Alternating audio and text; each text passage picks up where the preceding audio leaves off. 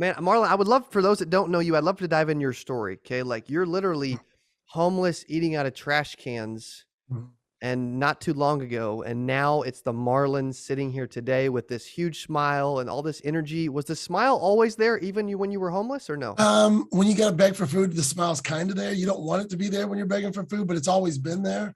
But Yeah.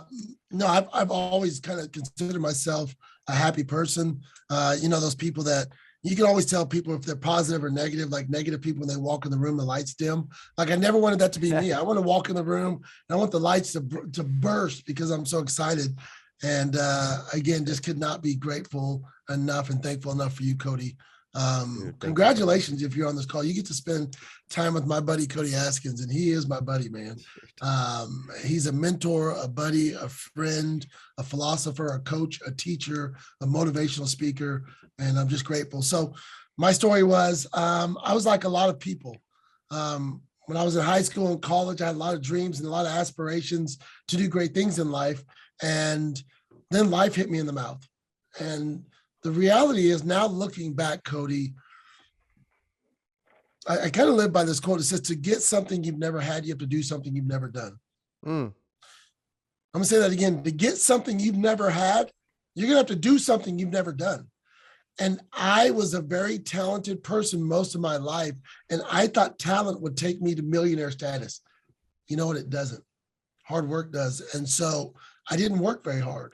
Yeah. Every time I went to a job, I expected to be handed, the golden keys. I expected, because I was talented, to be handed things. And I was in insurance, and the average insurance agent makes $32,000 a year. I was below average. I think the best year of my life prior to the company I'm with now, I think I made $18,000. I had 4 children, a wife, and a dog, and I made $18,000 a year. And my wife looked at me one day and said, "You know what? We fight about money all the time. We fight all the time. We're probably not in a good place. I can do this better without you than with you, because you're wasting my time and energy." And so my wife and I decided, peace, I'm out. Here's the problem. When I left, I didn't have anywhere to go. And so you find out who your real friends are when you're homeless and you got all your clothes packed in a car. I'm going to back up before that, because I started at the homeless because Cody was talking about it. But I was raised in a military family. I was raised in Europe most of my life. And my father, from the age that I can remember, I was 5 years old. I'll tell you guys a story. I don't know if I shared the story last time, Cody, but I was 5 years old and I was at school in Germany, in Frankfurt, Germany. And me and my buddies were at recess, 5 years old, 6 years old. And there was a cigarette butt on the ground. It was still smoldering. I guess someone threw it out or they flipped it over the fence. And my buddy picked it up. Well, being the guy who always wants to be the center of attention, I went and grabbed it. And I'm holding this cigarette in my hand. And I didn't realize, I was kind of joking around. I never smoked it, but I didn't realize that a teacher had walked up behind me, and she grabbed me and she took me to the principal's office. And that was the worst day of my life, because when my dad walked in the principal's office, I knew I was dead meat. And so he didn't look at me. He didn't say anything. They sent me home. They suspended me. And when I got home, my dad was in the military. And I don't know how many of you guys have parents in the military? How many of you guys are military brats, or how many of you guys in the military? Not very many. Well, they have these big buckles on them. My dad pulled off the buckle. I'm 5 years old, and he starts to beat me with it. And I had just started taking Taekwondo. And so I was a 5-year-old kid, and I didn't realize the gravity of what I was about to do, but he was hitting me with that belt, and it hurt a lot. And I spun and I kicked him in the chest. And my mom said when she walked in the room, my dad was on top of me, punching me with both fists, and he was beating me unconscious. That's how I grew up. From the age of 5 that I can remember, my father was physically, sexually, and mentally abusive to my sisters and me. So when I looked in the mirror as a young man, until I was 45 years old or 37 years old when I started my company, every time I looked in the mirror, I thought, I'm not good enough.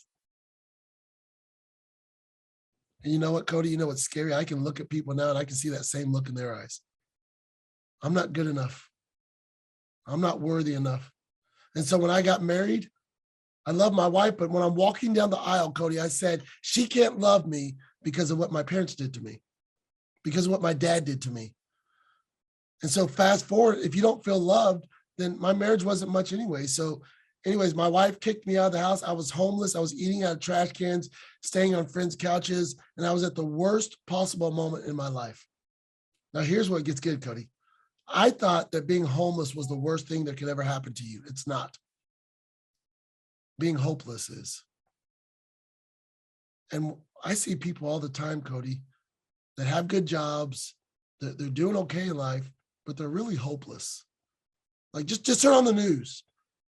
Just turn on the news, see how many people are leaving their jobs because they can't work there anymore. See how many people are getting laid off by Fortune 500 companies. I'm telling you right now in America, people are hopeless. And so that's part of my story. That's the Marlon that started at Symmetry Financial Group, homeless, broken, and broke, hopeless.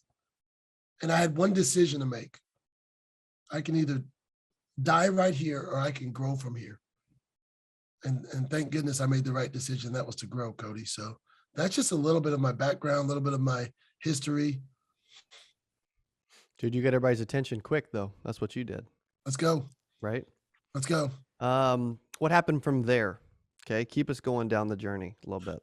So what most people won't do in their life is what you're doing right now is I found a mentor. See, you don't know how good you can be until someone that is where you're at tells you you can get here, but you have to change some things. Here was the biggest problem I had. Here's most people's problems. Let me just by raise, I got to get some buy-in because people are doing stuff. I'm getting distracted by people with their cameras on. They're not paying attention. That's okay. That's part of the reason that maybe you're not successful because you don't pay. I don't know, but do me a favor. The number 7 means the number of completion. That's what I believe. If you're fired up and you're ready and you want to go to the next level, just type in the chat box, type the number 7. Type that you're ready. You want more out of life. You're sick and tired of where you're at. You want to get more. That's why you're on this call. That's why you're around a guy like Cody Askins, because you want more. Okay, good. So we got some buy-in. So what I did was I found a mentor, and here's the problem. Here was my number one problem, Cody. There was too much me in me. Like wherever you're at in life, if you want to go further, you're going to have to get rid of some things that you believe. And what I tell my team is you got to go do what successful people do. So there was too much me in me. And so when I met a mentor, what he was able to do was start to tell me the things in my life that weren't good. You don't read books. Most millionaires and billionaires read books. You don't follow a schedule. Most millionaires and billionaires follow a schedule. You don't write down your affirmations. Most millionaires and billionaires write down their affirmations. You don't write down your goals. Most millionaires and billionaires write down their goals. You watch TV, you read the news, you listen to the radio.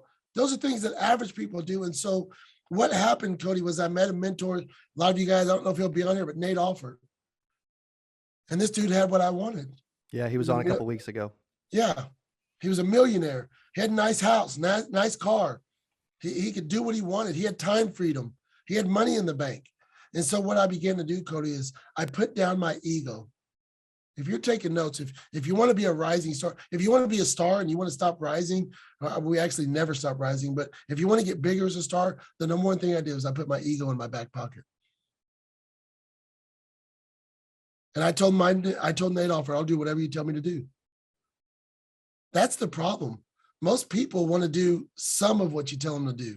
That was my problem, Cody. I want to do a little bit of what you told me to do. If you told me to buy leads, if you told me to make phone calls, if you told me to make 250 dials, I'd make 100. And I'd say, well, why am I not successful? Well, I had a mentor that wouldn't buy my excuses. See, I learned this a long time ago, man, that we're great judges of everybody else's excuses and actions, but we're great attorneys of our own.